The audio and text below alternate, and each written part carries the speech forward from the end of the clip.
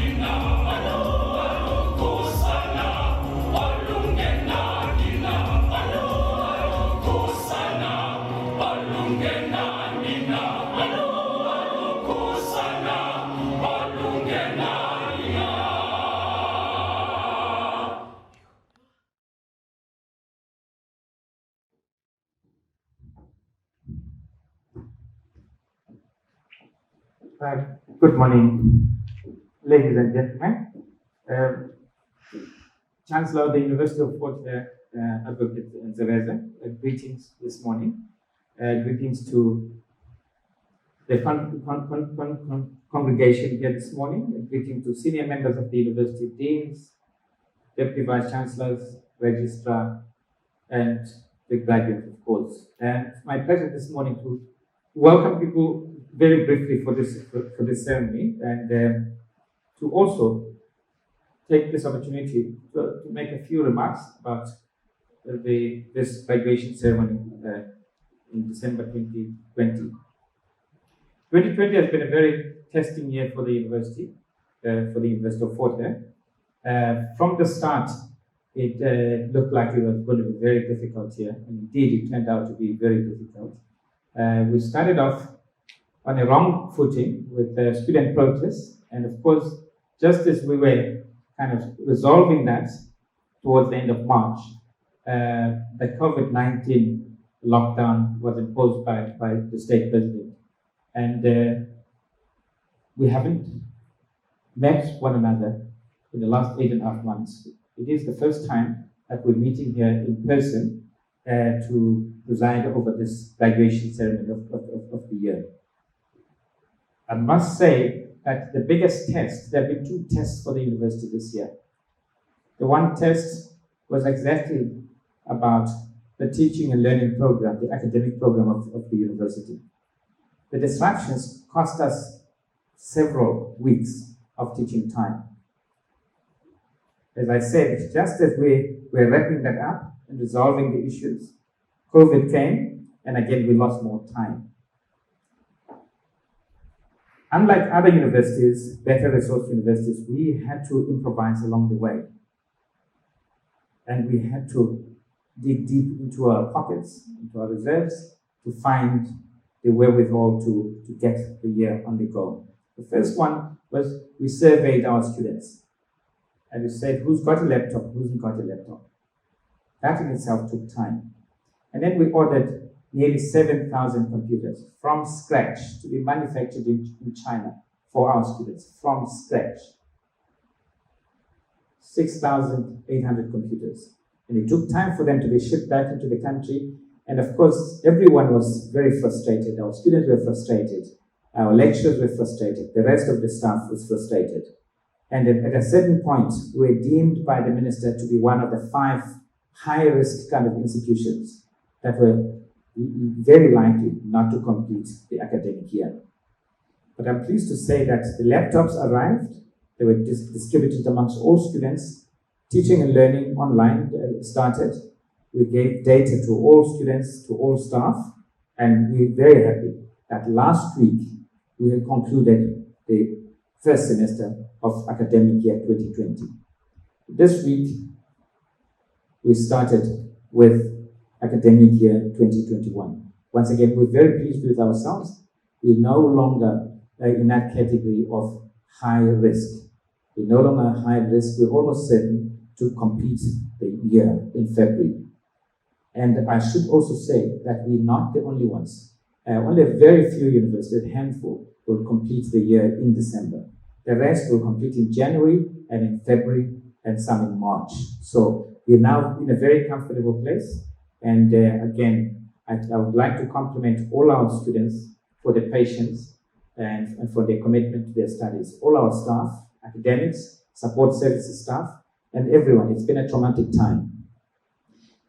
Secondly, in that time, we've also, like the rest of society and the rest of the world, we've faced the issue of COVID-19 infections. You would have seen from the daily updates on infections, we've had nearly 150 people who were affected by this. Sadly, 4 of them passed away, and we have now about 11 or so current cases. Again, we're not happy. We would like to have 0 current cases and total, all of them, all the others recovered. So that's been another test. Once again, as a community, we showed support for one another, we showed solidarity, and I'm very pleased to say that many people who were kind of very, very, were on the verge of serious kind of ill health have bounced back and are back in operation as staff. The second issue, which is very important, is that since 2019, May, the university has been under administration, which affected the operations of the university, particularly in terms of oversight over all the work that we do, but also in terms of approvals for some of the things that we needed to do. For example, to buy those laptops at huge cost, we needed approvals by the administrator. It took time. Things got slowed down considerably. But more than that, being under administration it has stigma. There's stigma about it. Having said that, 18 months down the line, I'm very pleased to say yesterday, the 26th of November 2020, the new council of the university was inaugurated, and we now officially and proudly out of administration, and we will operate like other universities. It's a turning point, a very important turning point for us. It takes us, it places on the road towards renewal of the university over the next decade. So I'm very pleased about that. So as we wrap up this year on a high, we also wrapping it up with a grad in December. Once again, it's not been easy. It's not been easy for some of the students. Some of them would have graduated in May, but they were not able to do so because of delays. So this graduation ceremony is very important, therefore, for those students who felt that they were left behind, but also those who were supposed to graduate in any case, but whose chances of doing so seemed very remote at a certain point. So we're very happy. So this time we're graduating kind of quite a reduced number, 444 students, of which 444 undergraduates, just over 50 master's degree and 5 PhDs. And of course, there might be a few others coming in because we're going to have a special Senate and a special Senate. But that's sort of the number that we have. And once again, it's a great moment for us to once again release and graduate and certify these graduates from the University of Fort Hare. So we're very, very delighted with that. But also we're very pleased that we've, despite all odds, we've mastered the technologies that have allowed us to operate. In this period of 8.5 months, we've done everything that we would have done if we were on site. We've had faculty boards, we've had departmental meetings, we've had teaching and learning, we've had Senate, we've done every conceivable kind of activity that we should have done. I must say, on a lighter note, I've been to the CCMA virtually a few times already. That shows that every activity that we are supposed to attend to, we've mastered the technologies. For me, the most enjoyable of all of these activities virtually and the most successful is our Senate. Our Senate on site is usually attended by 45 to 55 people. But virtually, we get about 88, 95, 100 people in attendance. And they last longer, and very few people drop out before the end of the meeting. So once again, we've managed to do all what we can do. We've managed to grab everything. We've managed to comply in every possible manner. We've also hosted the CHE here twice on the doctoral review as well as the institutional audit reviews. So I'm very pleased, therefore, that we've managed to do this. As I end, I just want to mention one very small but absolutely significant development. About 2 weeks ago, international awards were held on online teaching. And there were several categories. There were several categories to this competition. And the following day, I got a clip, which I'm actually going to read out. So my apologies for taking time, which was sent to me the day after.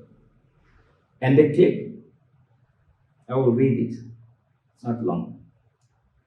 The category, in the category, Best International Digital Transformation of a Training Program in Response to COVID-19. Somebody got bronze, don't know where from. Somebody got gold, which is the first one, but the number 2, silver, came to the University of Fort Hare. The University of Fort Hare. And no other university in the country, no other university on the continent, but the University of Fort Hare. If you could, I wish I could play the clip and show the video. It's a very short clip which we send around, where this announcement is made, and they say the University of Fort Hare, number 2, silver. I think that, small as it might sound, it's profoundly, profoundly important. As the underdog, everyone thought, oh, these ones are not going to finish even the academic year 2020. And there we are. We came right on top, right on top. Okay? Then I need to tell the story a little more, because it goes beyond the gentleman who won this one. His name is Dalen Stoughton. He's from the School of Accounting, the Nkutlu School of Accounting. Okay, that's him. Immediately I got this, I phoned him, I said, just tell me, what did you do? And that's where the story, that's where the richness of the story comes from. Because he said, it's all thanks to our teaching and learning center. He said that he attributes all of this to the imagination, the improvisation by people in the intensive, in the teaching and learning center. He said he was part of those trainings, but he was also pulled in as a trainer in his own right. And when Professor Nkongi saw this competition, he encouraged him to then submit. He submitted.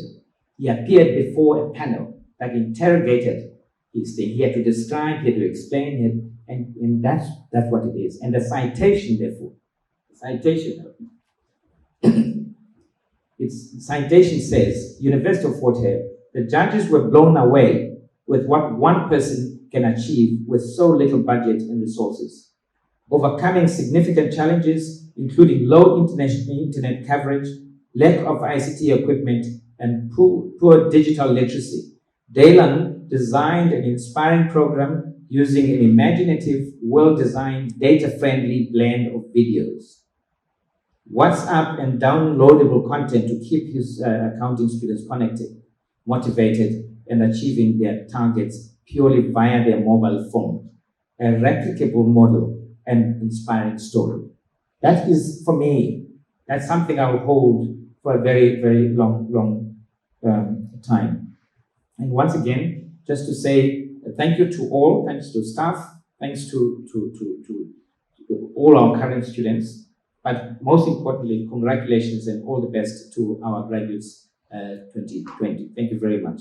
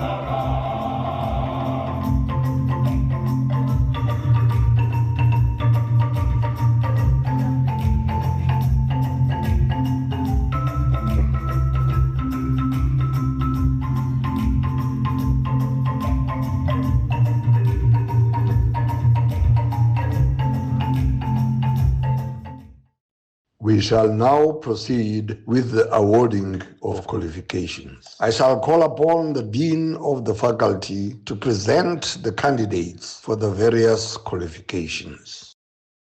Mr. Chancellor, I have the honor to request you to confer and award all qualifications in the Faculty of Science and Agriculture on the persons whose names appear on the program.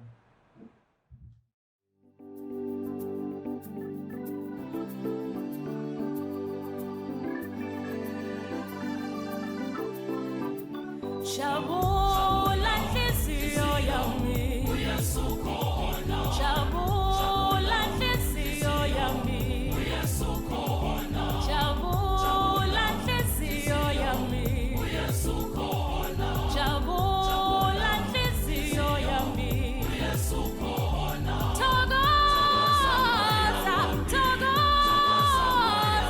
singene oh singene Talk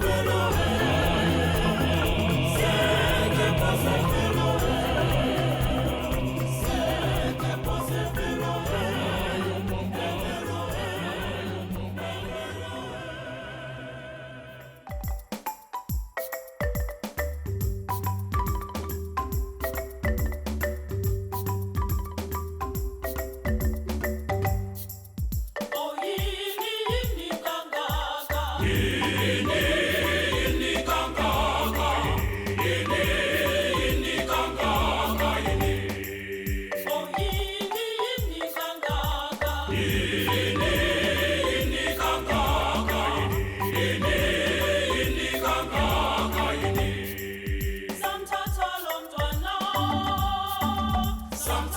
lo mntwana samnikeza imali samthumela le kwanokho lethu sobuya nini nesitanga sakhe sisifa indlala. Samthatha lo mntwana samnikeza imali samthumela le kwanokho lethu sobuya nini nesitanga sakhe sisifa indlala. Samthatha lo mntwana samnikeza imali samthumela le kwanokho lethu sobuya nini nesitanga sakhe sisifa indlala. Namhla sisitanga, namhla